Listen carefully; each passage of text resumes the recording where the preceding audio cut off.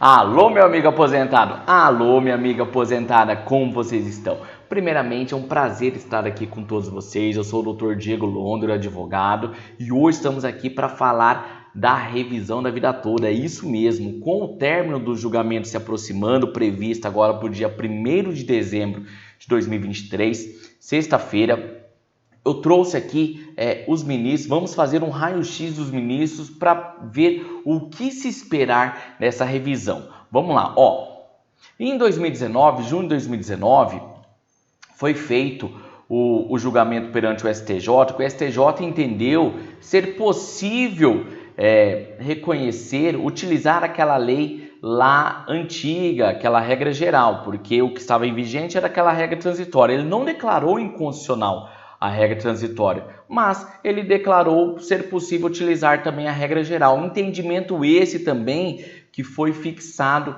pelo plenário do STF no julgamento do recurso extraordinário 1.276.977.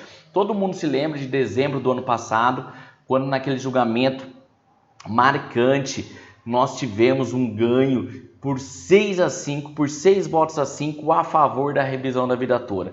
E agora, o que o INSS pretende com o acompanhamento de alguns ministros? Pretendem anular a revisão da vida toda para voltar lá para o STJ, alegando uma nulidade essa que não ocorreu. Então, se você apoia a revisão da vida toda, se você precisa da revisão da vida toda, já deixa aqui nos comentários, eu quero a revisão da vida toda. Já deixa aqui também seu nome, sua cidade, se tiver dúvida, sugestão, elogio, coloca aqui nos comentários também, depois nós vamos ler todos e fazer conteúdo específico para vocês, com base nisso. Mas vamos lá? Vamos comigo? Quem está comigo aqui já me acompanha.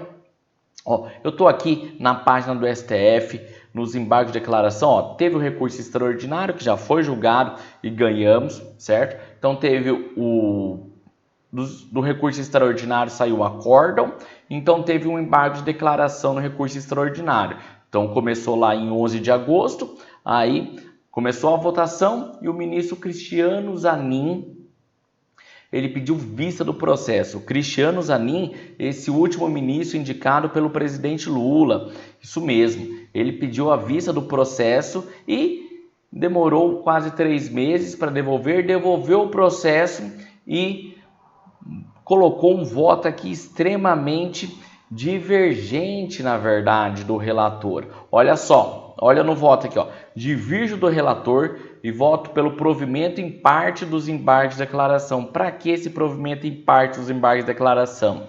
Ele quer anular a revisão da vida toda no STF, é isso mesmo. E quem acompanhou o voto do ministro Cristiano Zanin, olha aqui o voto do homem, voto vista, o ministro Luiz Roberto Barroso, de pronto, saiu a votação, iniciou a votação, já colocou o voto vista do ministro Luiz Roberto Barroso, não proferiu o voto, apenas acompanhou. E quando iniciou o julgamento lá em agosto, foi em agosto, né?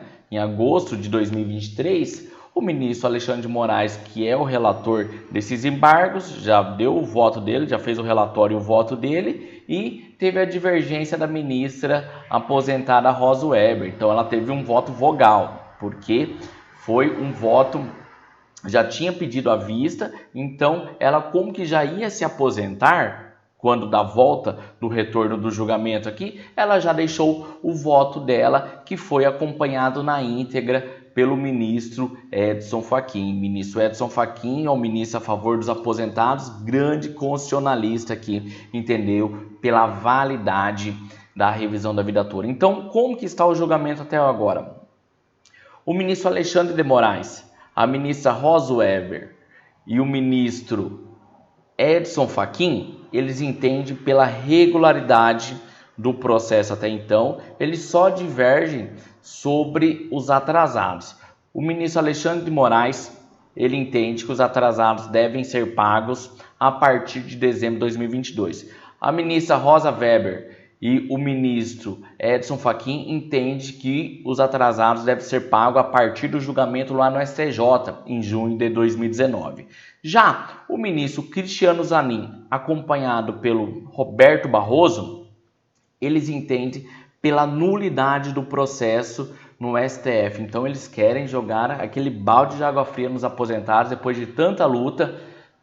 A vitória consolidada, eles querem anular a votação da revisão da vida toda. E caso não seja a posição majoritária, eles entendem que os atrasados seja de acordo com o relatório do ministro Alexandre de Moraes, em dezembro de 2022. Então, só para concluir aqui, Alexandre de Moraes, Rosa Weber e Edson Fachin, regularidade da ação. Cristiano Zanin, Roberto Barroso, pela nulidade da ação. Caso seja a regularidade da ação que nós esperamos, porque tem todos os motivos para ser regular, que o processo foi votado pelo plenário, está tudo certinho, atrasados em 2022, Alexandre de Moraes, Cristiano Zanin e Roberto Barroso. Caso agora atrasados de junho de 2019, Rosa Weber e Edson Fachin, tá? Agora, quem que falta votar, doutor Diego? Vamos lá, vamos ver aqui um raio-x. Aqui eu trouxe primeiro o ministro Luiz Fux. Luiz Fux é carioca, nascido em 53, certo? Ele já votou primeira fase da revisão da vida toda. Ele entendeu que não tinham direito à revisão da vida toda. Então, ele votou contra a revisão da vida toda, certo? Então, é um voto aqui, a princípio, se for confirmado, possivelmente pela modulação dos efeitos para dezembro de 2022, quando teve o julgamento no acórdão. Vamos lá. Ministro Cássio Nunes Marques. Esse ministro aqui, ele já atrasou bastante a revisão da vida toda, já era para ter aprovado há muito tempo a revisão da vida toda, se não fosse aquele pedido de destaque. Todo mundo lembra, em março do ano passado, quase um ano e meio depois, faltando 30 minutos para o término do julgamento, acho que era 11h30 da noite, ele foi lá e pediu um destaque. Então saiu do plenário virtual e foi para o plenário físico. Aí, o que aconteceu no plenário físico? Todo mundo falou, por que veio para cá? Tá todo mundo votado, não tem divergência nenhuma, ele não trouxe nada de novo, então foi puramente para atrasar. Então, o voto do ministro Cássio Nunes Marques, nós entendemos aqui que é um voto contra a revisão. Ministro André Luiz de Almeida Mendonça. Ele é paulista de Santos, nascido em 72. Ele entrou no STF, indicação do ex-presidente Jair Bolsonaro. O ministro Mendonça aqui, ele sempre teve uma carreira pública notável. Eu acredito que o voto dele pode sim vir a favor dos aposentados, tá? É uma esperança aqui nossa, pelo currículo dele, pelas votações que ele tem. Então, o ministro André Luiz Mendonça, nós acreditamos que seja um voto a favor dos aposentados. Ministra Carmen Lúcia, ministra que já deu uma posição muito clara a respeito desse tema, não tem novidade nenhuma, então o voto dele é a favor dos aposentados, é a favor da revisão da vida toda, podendo ser acompanhado inclusive com os atrasados lá para junho de 2019, quando o STJ votou pela regularidade da revisão da vida toda, tá? Então, nós temos aqui hoje, ela é vice-presidente do TSE, que é o Tribunal Superior Eleitoral, e esse aqui é o currículo dela no TSE. Mas assim, é mineira de Montes Claros, nascida em 54, então um voto da ministra Carmen Lúcia, eu acredito sim que é pela regularidade e atrasados lá da revisão da vida toda lá em 2019. Ministro Gilmar Mendes, isso mesmo, vamos lá.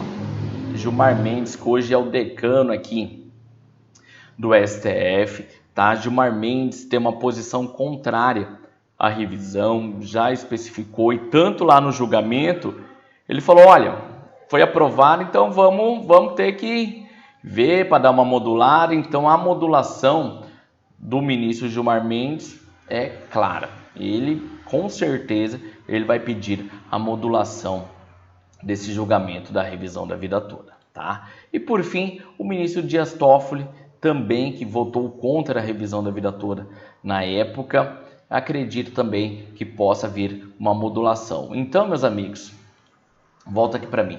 A esperança que nós temos é pela regularidade do processo, porque o processo está regular, tá? Essa posição de nulidade é uma posição totalmente contrária, que já foi votado, já foi superado isso no Supremo Tribunal Federal, já tem questão de ordem, inclusive pedindo anulação do voto do ministro, porque não trata de omissão, eles já foram claros porque o embargo de declaração é para suprimir o quê? Uma omissão, contradição ou uma obscuridade, o que não ocorreu no processo em relação ao pedido de nulidade do processo por a questão do plenário lá, certo? Por reserva de plenário. Eles estão declarando que o STJ declarou uma inconstitucionalidade que poderia ser feita apenas no plenário, não na turma como foi julgado. Só que não foi isso que aconteceu. E o STF, inclusive, já ratificou a decisão, informando que não houve nulidade pela maioria de seus membros na época da votação, em dezembro de 2022. Então, meus amigos, nós estamos bem confiantes na aprovação da revisão da vida toda, porém com algumas limitações, com algumas modulações nos efeitos aqui. Então você ainda que não entrou com o processo, está na hora de entrar com o processo, primeiramente para ver se você tem o direito à revisão da vida toda. Se por acaso ficou alguma dúvida, entre em contato aqui, através da nossa equipe de especialistas, através do telefone 449-9868-3378, ou também com o nosso escritório aqui no Distrito Federal, através do telefone 619-8522-0420. E se você me acompanhou até aqui, eu quero agradecer muito o comprometimento de vocês com a aprovação desse tema tão importante. Nós estamos aqui firme na luta. Vamos mostrar agora mais do que nunca o apoio dos aposentados de todo o Brasil. Nós não aguentamos mais ser passados para trás como o INSS quer fazer. Nós estamos aqui na luta para ser reconhecido o direito dos aposentados e pensionistas de todo o Brasil. Um grande abraço, fiquem todos com Deus. Tchau, tchau.